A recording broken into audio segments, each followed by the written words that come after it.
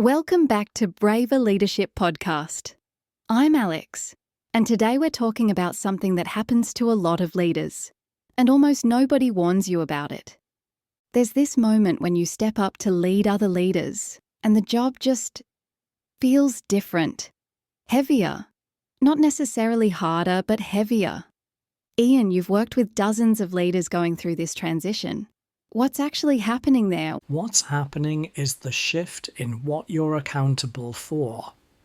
When you're leading work, pressure moves toward you, problems escalate, decisions land on your desk.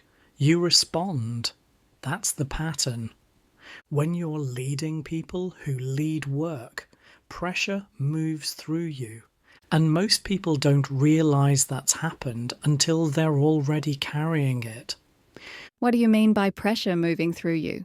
Your tone in a meeting, the speed of your replies, how you frame uncertainty, whether you pause before answering or push straight through. These aren't just personal habits anymore. They become signals. People don't consciously analyse them, but they calibrate to them. If you sound rushed, the room tightens. If you look uncertain, others hesitate. If you move too fast, people follow, whether they're ready or not.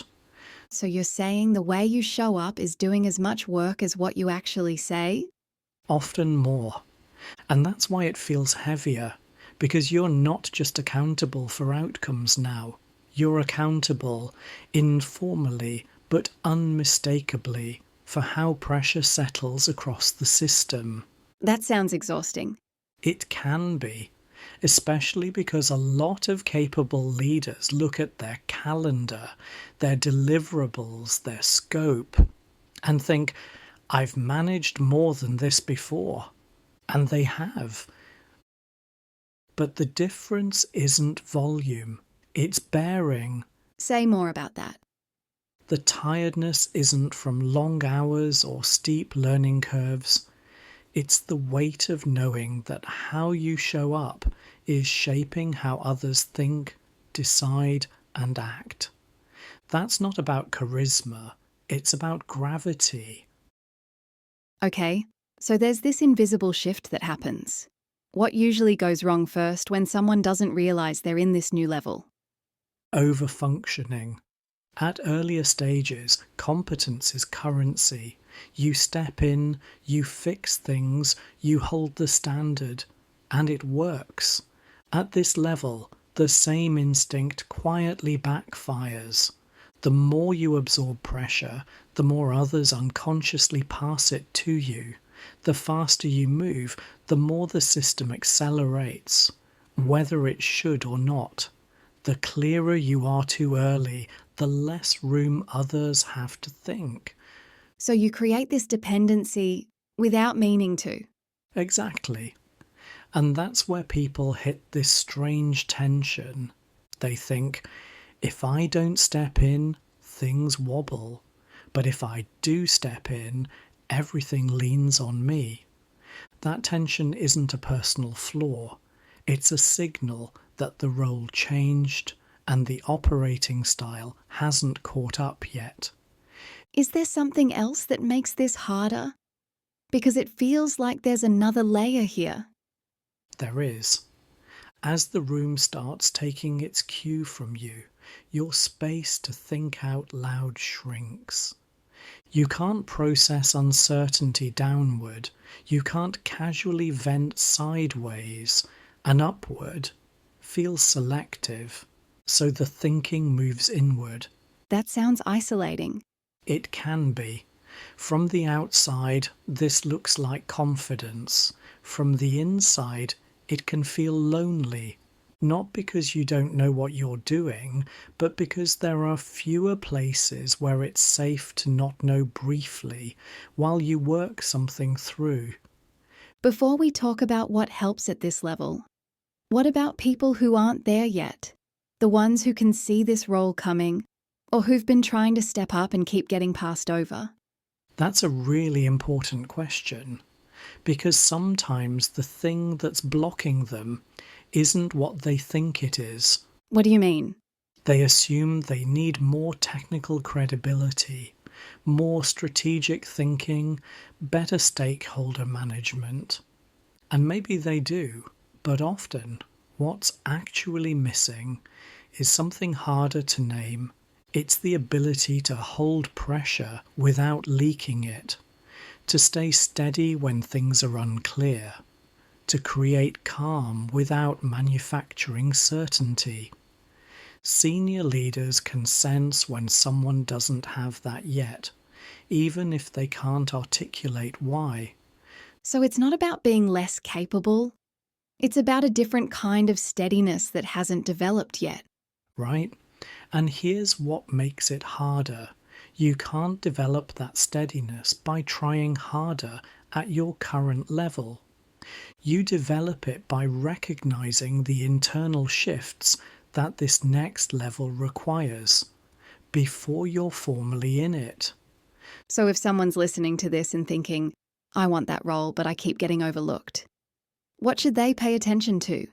How do you respond when pressure spikes in the room? Do you absorb it and carry it internally? Do you pass it sideways? Do you compress it into urgency? Or can you hold it, even briefly, without needing to solve it immediately? That's the signal senior leaders are looking for, not confidence, not charisma, steadiness under ambiguity. And if you don't have that yet, then you're probably not broken. You're just developing at the level you're currently at. But if you can start noticing how pressure moves through you now, while you're still leading work or leading individuals, you'll be building the capacity this next level needs. so it's about self-awareness before the promotion, not just after. Exactly, because once you're in the role, the learning curve is steeper. Better to start building that steadiness now. Okay, so back to people who are already in this position. What actually helps at this level? What do people need from their leader when they're in this position? They don't need certainty. They need coherence. They need to feel that when things are unclear, someone is still holding the shape of the situation, even when the answer isn't ready yet. What does that look like in practice? It's about how you hold pressure when it's present. Do you compress it or let it settle? Do you amplify urgency or create clarity? Do you fill silence or let thinking happen? This isn't about being calmer or more reassuring or constantly positive. It's about steadiness. And I'm guessing that steadiness isn't something you're just born with. No, it's a skill you develop. But here's what makes it hard. It doesn't come from personality, confidence, or control. It comes from understanding the impact you have before you speak, decide, or step in. From recognizing that the room is already responding to you and choosing how deliberately you want to lead that response. That feels like a big shift in self-awareness. It is, and most leaders don't realize they need it until they're already feeling the weight of it.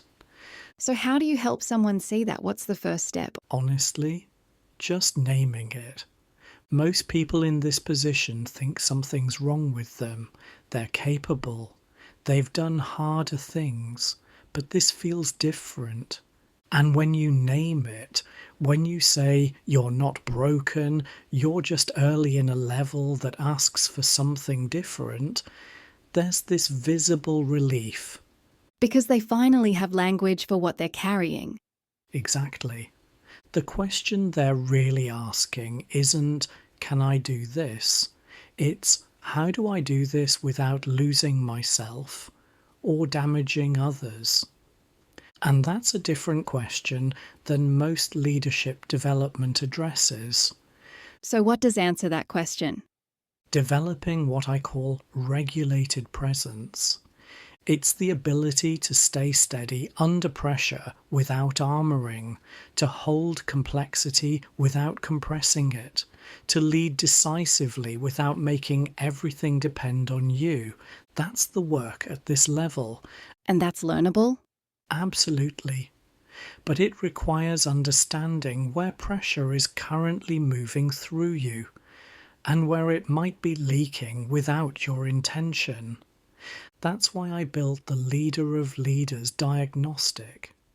It's designed to act as a mirror, not a test. It doesn't score you or label you. It just reflects where you are right now, so you can see the shape of the role more clearly. Because once you can see it, you can work with it. Right? And here's the thing people don't realise. Eventually, every leader of leaders runs into this question. How do I stay decisive without making everything depend on me? That question isn't answered by working harder or thinking faster. It's answered by developing a different kind of steadiness, one that people can feel, even when things are uncertain. So clarity becomes the real work, not just effort. Exactly. Ian, this has been really helpful. If someone's listening to this and recognising themselves in it, where should they start? Take the diagnostic. It's free. It takes about 10 minutes. If this conversation landed, you'll recognise yourself in the questions. And it'll give you a clearer picture of where pressure is moving through you right now, not to fix anything, just to see it more clearly. You can find the link to the diagnostic at braverleadership.com or through the link in the show notes. Ian, thanks for breaking this down. Thanks for having me, Alex. We'll see you again soon on the Braver Leader podcast.